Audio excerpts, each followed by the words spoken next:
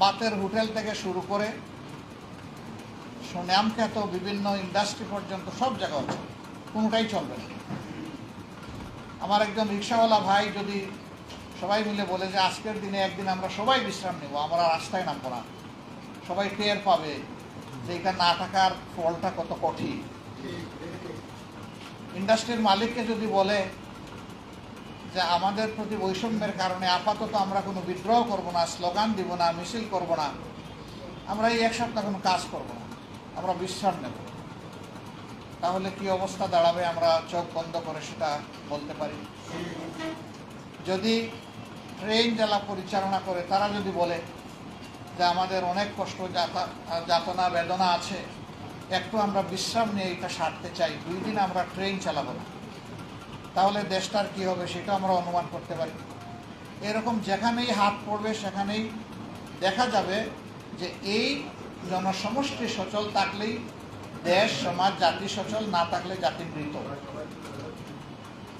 কিন্তু এই ফিল্ডে যারা সত্যিকার অর্থে তাদের শ্রম বিনিয়োগ করে থাকে, রাসূল করিম সাল্লাল্লাহু আলাইহি সাল্লাম যাদেরকে প্রচণ্ড গুরুত্ব দিয়েছে, তাদের হকের ব্যাপারে বারবার সতর্ক করে দেওয়া হয়েছে। কেন এত গুরুত্ব দিয়েছে? কারণ আলিমুল গায়েব আল্লাহ তাআলা জানেন যে মানুষ এই জায়গায় লঙ্ঘন করবে, ইনসাফ করবে না, বেইনসাফি করবে। এই জন্যে আল্লাহ রাব্বুল আলামিন তার হাবিবকে দিয়ে মানুষকে সতর্ক করেছেন, বারবার উৎসাহিত করেছেন তাদের সাথে সুসম্পর্ক রাখা। এইটাকে কেন্দ্র করে সমাজে অনেক দল গড়ে উঠেছে, ট্রেড ইউনিয়ন গড়ে উঠেছে। এরা শ্রমিকদের কষ্ট, ব্যথা, বেদনার খবর জানে, কিন্তু এটা দূর করতে হবে কিভাবে এটা জানে, বরঞ্চ তাদেরকে পুঁজি করে কিভাবে নিজের কিসমত করতে হবে এটা খুব ভালো জানে। এই কারণে এই শ্রমজীবী সমাজ প্রতি যুগে এই সমস্ত ট্রেড ইউনিয়ন বা নেতৃত্বের কাছে বারবার প্রতারিত হয়েছেন এবং এখনো হচ্ছেন। এই জায়গায় ন্যায় এবং ইনসাফের যে বিধান আল্লাহ তাআলা মানব জাতিকে দান করেছেন, এই বিধান যদি ওই জায়গায় পরিপালন হয় রাষ্ট্রে, তাহলেই কেবল সকলের দুঃখ, বেদনা, যাতনা সব দূর হবে এবং ইনসাফের মানদণ্ডের উপর যার যার প্রাপ্যতা নিশ্চিত হবে। একজন শ্রমিক যখন সে দেখবে যে তার শ্রমের ন্যায্য মূল্যায়ন করা হয়েছে, তখন শুধু দেহের শক্তি নয়, মনের শক্তিও তার সাথে যোগ হবে এবং প্রোডাক্টিভিটি বা উৎপাদন ক্ষমতা বেড়ে যাবে। এতে কার্যত মালিকরাও শ্রমিকের চাইতে বেশি লাভবান হবে। এই জন্য অন্যান্য ট্রেড ইউনিয়ন বা শ্রমিক সংগঠনগুলো মালিক শ্রমিক সংঘাত লাগাই রাখে। আমরা এটা চাই। মালিক উদ্যোক্তা না হলে শ্রমিক তার শ্রম খাটাবে কোথায়? আর শ্রমিক না থাকলে মালিক কারে দিয়ে তার উদ্যোগকে বাস্তবায়ন করবে? এই দুইটার আমরা সম্মিলন করতে চাই। আমরা এক জায়গায় আনতে চাই যে আমরা কেউ কাউকে ঠকাবো না, এখান থেকে সবাই আমরা উপকৃত হব। এই স্লোগানটার জায়গায় আমরা আসতে চাই, এই জায়গাটা আমরা তৈরি করতে চাই, এই বীজতলায় আমরা বীজ ফলাতে চাই। সেখান থেকে যদি চারা গাছ উঠে সমাজের সব জায়গায় লাগানো যায়, ইনশাআল্লাহ ন্যায়ের বাগান পরিপূর্ণ হবে, ভরে উঠবে। আল্লাহ চাই তখনই বৈষম্য দূর হবে। আল্লাহ তাআলা যিনি মানব জাতিকে সৃষ্টি করেছেন, মানুষের প্রতি, তার সৃষ্টির প্রতি দয়া, ভালোবাসা এর চাইতে বেশি কার হতে পারে? প্রশ্নই উঠে। মানুষ সংকীর্ণ দৃষ্টিভঙ্গি নিয়ে গড়ে উঠে। এই আমাদের চতুর্দিকে ওয়াল আছে, আমরা এখান থেকে বলতে পারবো না যে ওখানে কে দাঁড়ায় আছে। আমরা বলতে পারবো না ওখানকার দাঁড়িয়ে থাকা লোকটা আমার শত্রু না মিত্র, কারণ আমি তাকে দেখছি না।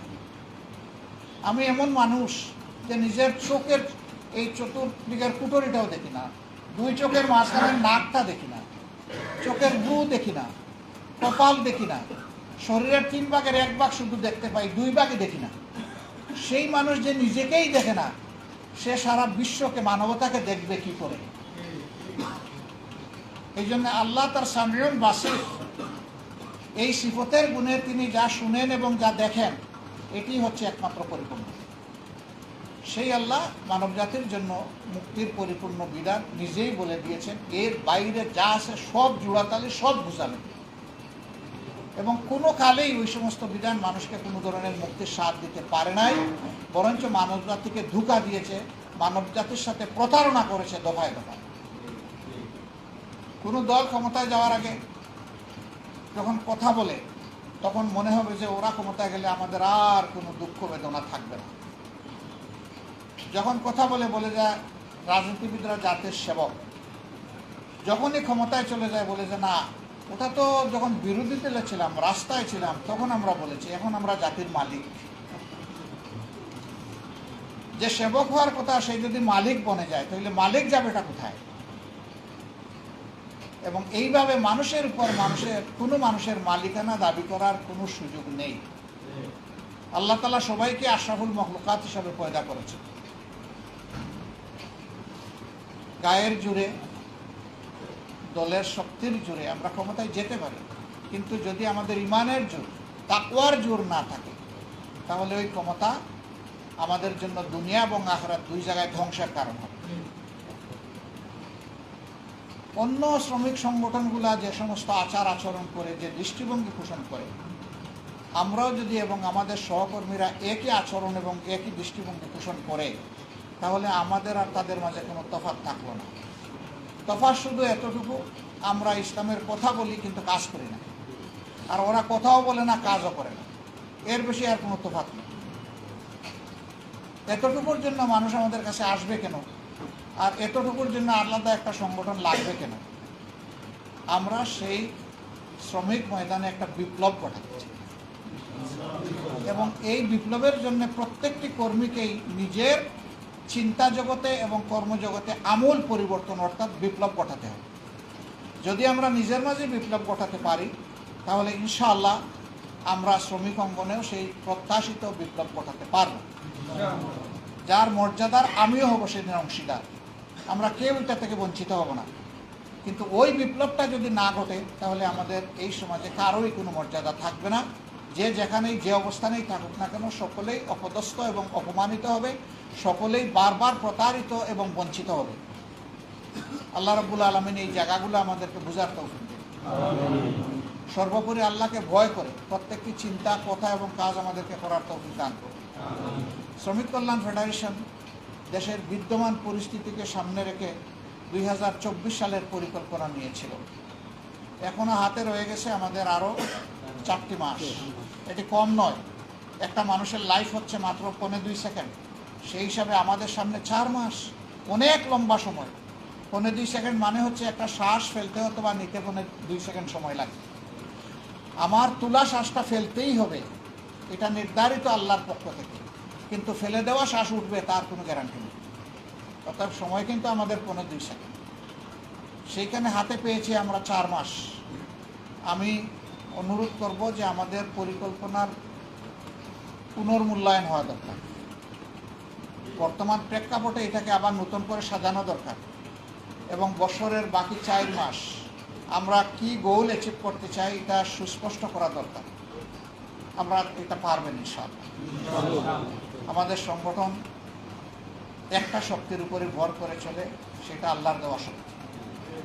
এই জায়গাটা যেহেতু আমাদের আছে, আমাদেরকে দিয়ে আল্লাহ এগুলো করায় নেবেন। শুধু আমাদের প্রয়োজন চিন্তা করা এবং উদ্যোগটা নেওয়া। সফলতা মাবুদের হাতে। সম্মানিত ভাইয়েরা, শ্রমিক অঙ্গনের মুক্তি যদি এসে যায়, 70% মানুষের মুক্তি হয়ে যাবে, এটাও ধারণা করবেন না। কারণ শ্রমিকরা সমাজের সামগ্রিকতার অংশ। হয়তো সংখ্যায় কেউ কম, কিন্তু অন্যদিকে তার দাপট বেশি। এই সকলের মুক্তির জন্যই অনিবার্য হচ্ছে আল্লাহর বিধান। এই বিধান প্রচার করার ক্ষেত্রে আমাদের জন্য কোনো হীনমন্যতা না থাকে। আমরা যেন যেখানেই যাই, আমাদের কাউলি দাওয়াত এবং আমাদের ফেয়ালি দাওয়াত, আমাদের আচরণের দাওয়াত এবং আমাদের ভাষার দাওয়াত, এই দুইটা যেন সমান তালে চলে। তবে অবশ্যই স্থান, কাল, পাত্রভেদে সেই দাওয়াতের রূপটা কি হবে এটা বুঝে আমাদেরকে কাজ করতে হবে। সকল রোগের একই দাওয়াই নয়, আবার সকল রোগের জন্য একই ডোজ নয়। ঔষধ এবং ডোজ দুইটাই নির্ভর করে রোগ এবং রোগীর উপর নির্ভর করে। এই জন্য সেভাবেই আমাদেরকে হ্যান্ডেল করতে হবে বিষয়টা।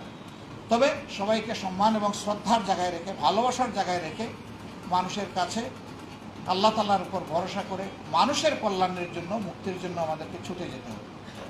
আমরা যত ছুটে যাব ততই আমরা মানুষের ভাষা বুঝতে পারব। মুখের ভাষা এবং বুকের ভাষা দুইটাই বোঝার আমাদের সুযোগ হবে। শ্রমিকদের প্রত্যাশা আসমান ছোঁয়া নয়, প্রত্যাশাটা খুব ছোট, কিন্তু এই ছোট জায়গাটাকে অনুধাবন করতে হবে এবং এইটাকে সম্মান জানাতে হবে। আল্লাহ তাআলা এটাও অনুধাবন করার, সম্মান করার আমাদেরকে তৌফিক দান করুন। আমি আবারও শুকরিয়া আদায় করছি। আপনারা আলহামদুলিল্লাহ আমাকে সুযোগ করে দিয়েছেন আপনাদের সামনে হাজির হওয়ার। এই জন্যে রবের দরবারে শুকরিয়া আদায় করে আপনাদের কৃতজ্ঞতা আদায় করি। আমাদের এই প্রাণপ্রিয় সংগঠনের উত্তরোত্তর সমৃদ্ধি এবং শ্রমিক ময়দানে মুক্তির সুবার্তা নিয়ে তারা যাতে পৌঁছে যেতে পারেন, সেই তৌফিক মহান মুজিবের দরবারে কামনা করে আমার বক্তব্য এখানে শেষ করছি। আসসালামু আলাইকুম ওয়া রাহমাতুল্লাহ।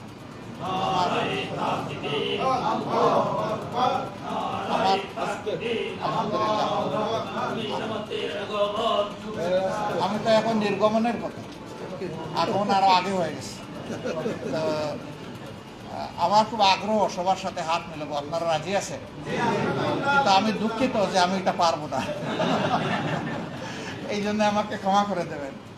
তো সেই হিসাবে একটা প্রক্সি হিসাবে একটা চুমু দিয়ে দেন। আসসালামু আলাইকুম।